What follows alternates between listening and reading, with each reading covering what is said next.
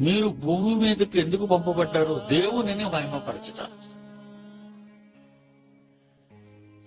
దేవుడు మిమ్మల్ని ఎప్పుడు మహిమపరుస్తాడు?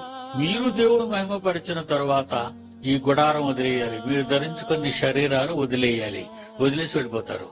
అంతే, వదలటమే. చావే నిత్య జీవానికి త్రోవ. తెలుసా అండి? ఎంట్రన్స్ అండి అది. సుస్వాగతం అంటాం, స్వాగతం పోని పెడతారు.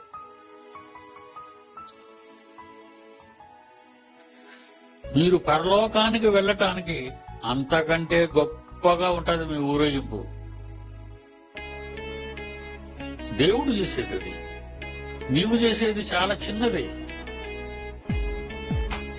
భూమి మీద దేవుడికి నువ్వేం చేయగలుగుతున్నావు? ఏ విషయంలో ఆయనకు రుణపడి ఉన్నావు? ఏ విషయంలో ఆయన గురించి